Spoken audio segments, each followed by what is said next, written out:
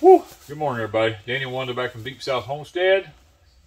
Nice and chilly this morning. We're in the 30s, but we got a hot week coming up. We've had all this insulation stuff up over the tops of all of our vents and our fans and all that kind of stuff.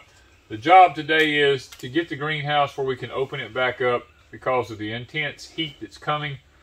Yes, they've chemtrailed us to death this morning, and it's still cold and it's not warming up very fast, but we have to go ahead and open this stuff up because the heat is coming. It's going to be in the high 80s, and the heat index in here will be, it'll be extremely high, go way over 100 degrees. So in order to protect what we have and keep from losing it, we have to go ahead and take this stuff down so that when the vents open, we can let that heat get out of here.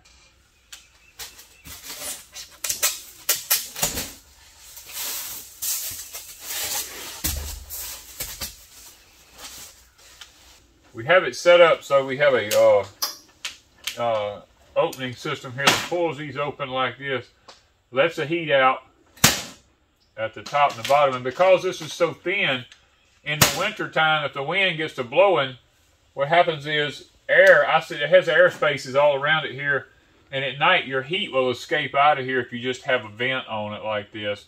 So we have to put the styrofoam over it through the winter months, and if we need to let heat out, if it gets too hot during the winter, we just open the doors. But we try to trap as much heat in the wintertime as we possibly can.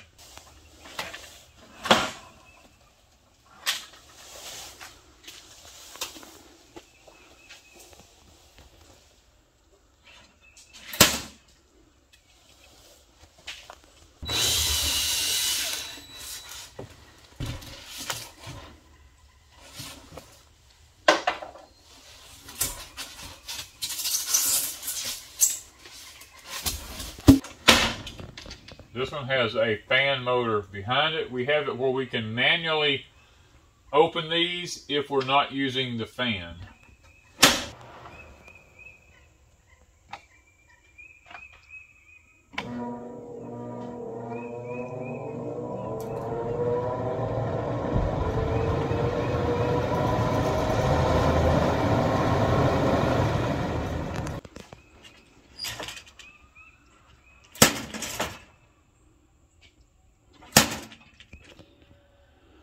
Okay guys, the vent that's on the other end has a thermostatic system in it that can be tied directly to this fan so that when we turn it on, that vent opens automatically with this fan.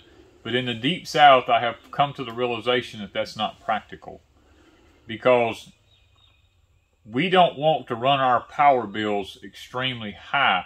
We've learned that if we just take and pull this and open that vent during the day and open that one by hand back yonder during the day, most of our heat escapes out because our doors are designed with screens over them and the sides are designed with screens over them. So when we roll it up, most of the heat dissipates manually. But if it gets to be excessive, like in the summertime where it gets to be 100 and something degrees outside, then we can come in here and we can turn the fan on, and we have the sides pulled up, the doors are open, and all this kind of stuff.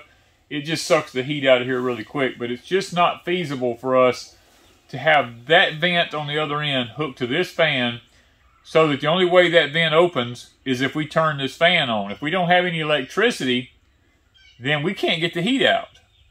So we have to do it manually for the, I guess you'd say, to work out best for us here in the Deep South, and not depend on electricity to cool our greenhouses, because we learned that with mine has automatic openers on it. They have wax filled cylinders that I have adjusted at 87 degrees, that as soon as it gets to be 87 in the top of my high tunnel, they're flipped out and opened up, and I don't have to do anything to mine. It automatically takes care of itself.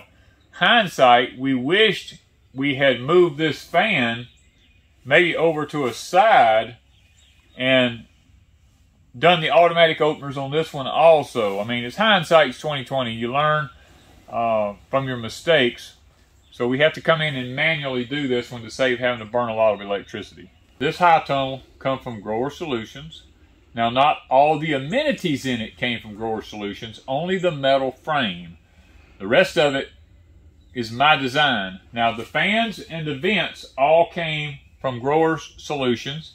The circulating fans that create the vortex in the top of our greenhouses, they came from Grower Solutions. Mine has the exact same setup with the vortex fans in it, but my automatic openers came off of Amazon, and you only get the cylinder. You don't get anything else. I had to use Lexan to make my glass that opens and shuts at the top. I put screens on the inside so that when they open during the day, insects can't go in and can't go out. And if nighttime temperatures here lots of times was in the 80s, and they stay open at night, I still have screens on the inside so that the moths and all can't come in at night to lay their eggs in my high tunnel, so that we get a lot of insects in there. So that's one thing. You have to take all these things into consideration. That's why we have screens down the side. Now, you can get screen material from Grower Solutions to go down the sides of it, but this here is the 1/8 inch square hardware cloth that's on here. It's real heavy duty. This prevents squirrels, rabbits, insects at night from coming through here, getting in here, laying eggs and stuff like that in our high tunnels, which helps keep down the insect population of our high tunnels a lot. Now, because I could not get this wire locally in a 50-foot roll or a 100-foot roll, I could only get it in 25-foot rolls, I had to order it off of Amazon. We have links in our descriptions from Amazon. You can go check it out. You can see where I got this kind of stuff from, if you're interested in doing the same thing.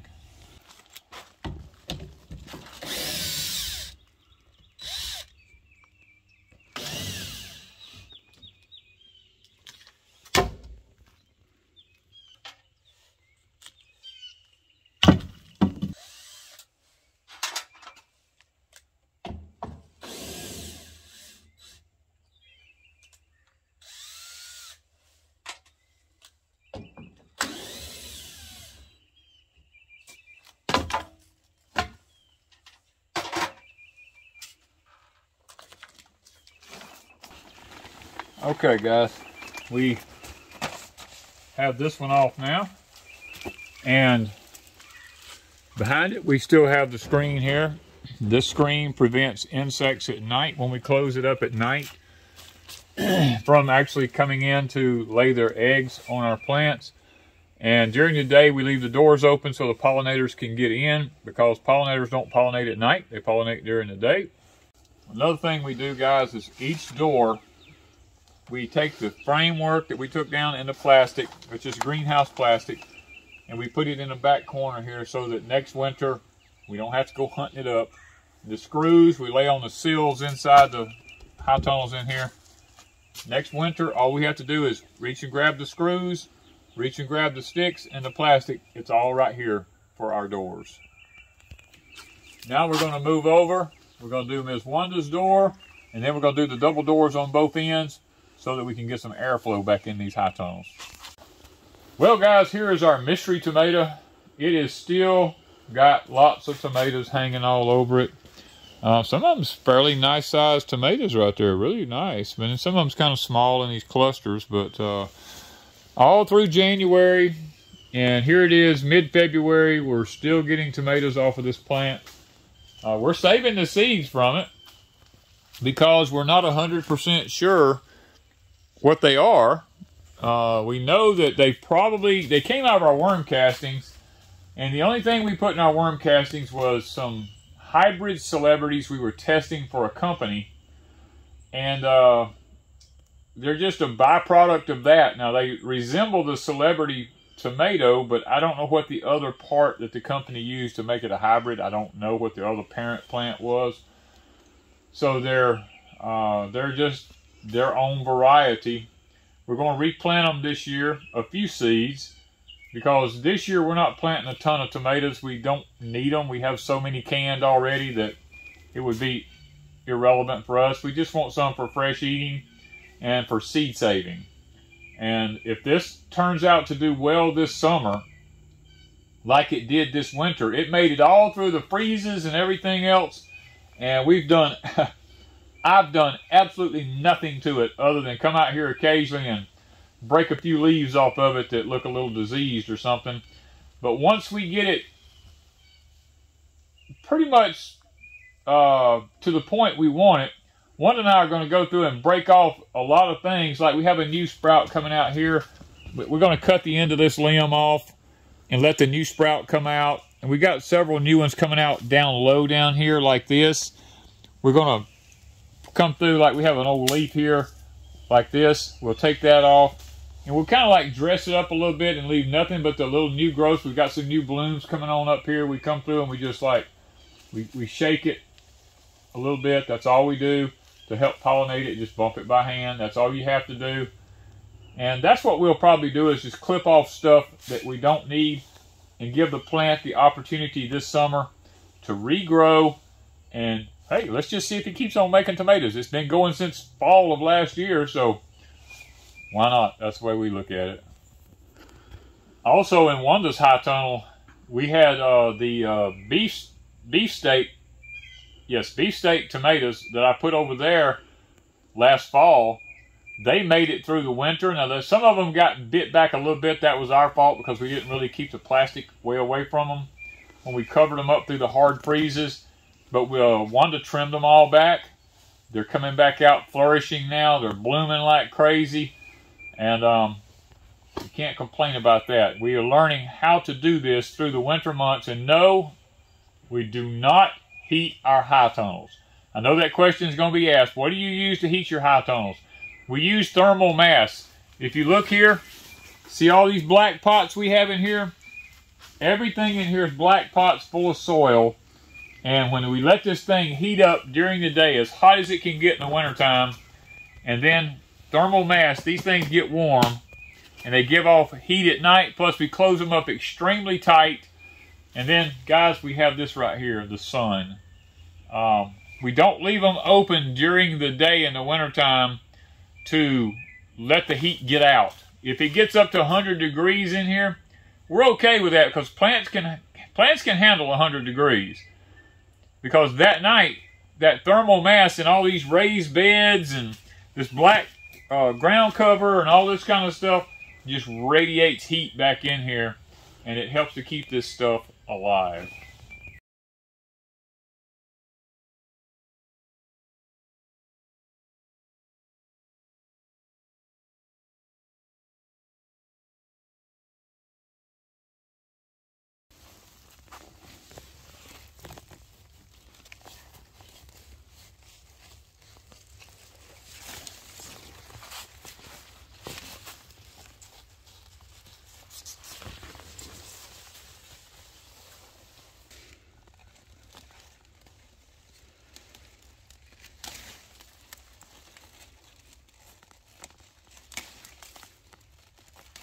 People that don't know what a rutabaga is. Look at that big baby. How big it is. How giant. It's like a softball. Big as a softball. What we're going to do now, I'm going to cut this off. The rabbits are going to get the top. And we're going to get the rutabaga. How we cooking it? Rutabagas are, guys, most people don't realize rutabagas are really good for thyroid issues and all kinds of stuff. They're loaded with essential vitamins and minerals that your body actually needs. Now we've got a pile of them in here. So me and Miss Wanda, we're going to take this baby. We'll peel it and then we'll chop it up in cubes. Now rutabagas can be used any way that you use potatoes. Most people don't realize that. You can make like mashed potatoes. You can do rutabagas. You can mash them. You can mash them up. You can put them in soups as a thickener. There's 1,000 things you can do with a rutabaga. And it's loaded, guys. Remember, I told you it's loaded with the right foods that your body needs. This is the temperature right now. It is 60 degrees, which is really ideal. And the humidity is what they call in normal. It's in the normal zone. This is extremely rare for the Deep South to have humidity that low this morning. Guys, this is the difference in the white shade cloth and the black shade cloth. Now, we just come out of my high tunnel with the black shade cloth. This is a white one. The temperature here is 70 degrees. Mine was at 60. The humidity here is at 35%, which is getting toward the very dry area, which for the Deep South is highly unusual, but it does happen. We've got sunshine this morning. Well, we started with sunshine. They chemtrailing us, but we're a little bit of difference in the humidity from one high tunnel to the other high tunnel. Guys, those of you who watch us on a regular basis, you realize right here we used to have a raised bed. We had strawberries and stuff like that in it. And because everything we have is on a hillside, it got where it was difficult for us having to weed eat between the bed and the building and all this kind of stuff. So what we done was we went ahead and just took the bed up and we went ahead and planted ryegrass in here. Something that we can just take a lawnmower now and we can just mow down beside it. Weed eating is very minimal now, not all the heavy weed eating that we had to do. And the ryegrass is also a nitrogen fixer for the soil for our apple tree here and everything. So, and plus it's pretty and green in the wintertime. In the wintertime here in the Deep South, we just don't like to see nothing that's not green. We like to see green all the time. That's why we plant as much clover, ryegrass, and all this kind of stuff as we do, because it kind of keeps everything looking green, looking nice, and you don't have that dead look. Because when you just have brown and dead all winter and there's no leaves on the trees, it just gets depressing. You know, we don't want that here at Deep South Homestead. We want to be able to look out the window and we want to be able to see green 365 days a year.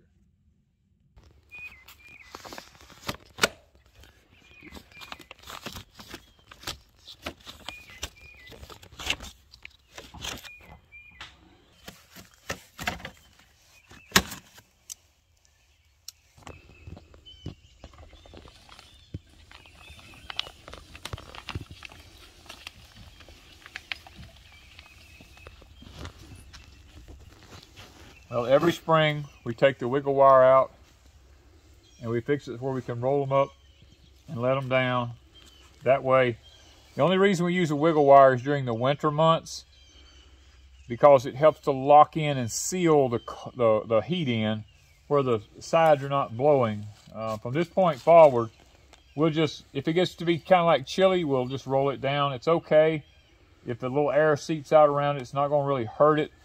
But in the winter months, we do try to use the wiggle wire, and we store the wiggle wire in the high tunnel so that we don't lose track of where it's at.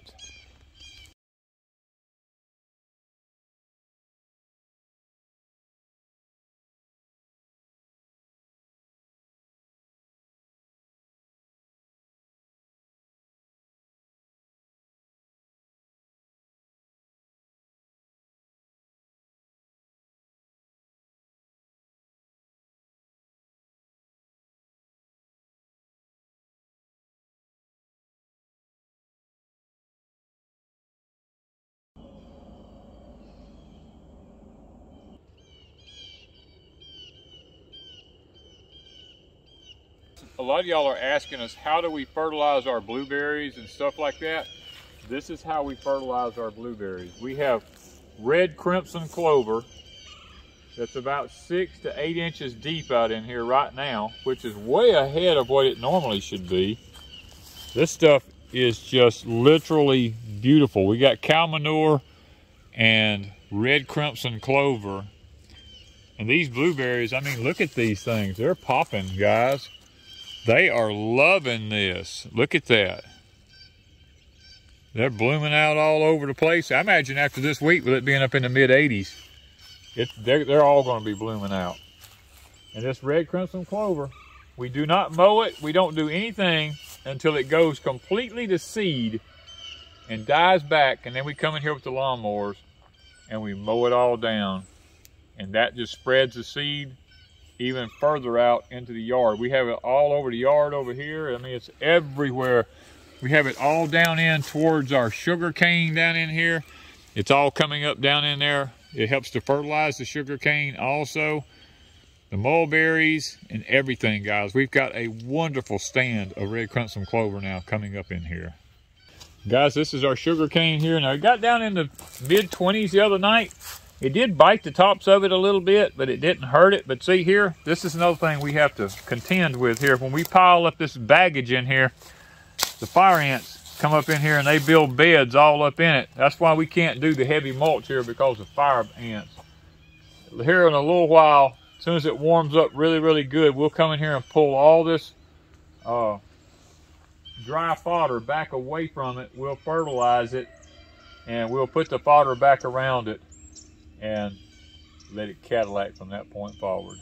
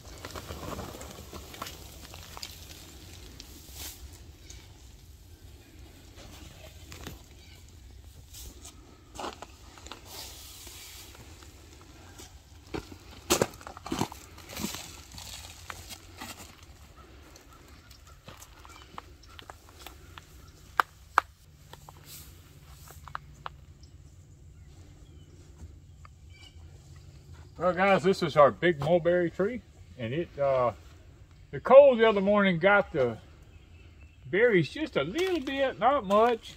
Kind of lightly touched some of them, but it didn't hurt most of them. Looks like most of them did fairly well. Maybe some up in the top might have got bit a little worse than the ones down low did. But it's loaded with mulberries, and we're about to get through with the high tunnels here, guys. Getting ready for the heat. If you're interested in one of these, go check out Grower Solutions. They've got some fantastic deals on them. We have a code in the description down below. You can save yourself some money if you use that code. And guys, lots of y'all are sending us messages that you got your high tunnels, and I'm excited for you because I believe that you'll be happy that you did make that call and that decision. And you know, grow. Learn to grow as much of your own food as you can. And hopefully the video today showing you what we're doing in our high tunnels may help you out a little bit in your high tunnels and help you to understand what we're doing in the deep south, and it seems to be working for us. And I just hope and pray we can be a blessing to you by showing what we're doing. Guys, we're fixing to head down here to this pier in just a few minutes and eat us a snack and look at the beautiful water that's out here and enjoy ourselves for a few minutes. Thank you, guys, from Deep South Homestead.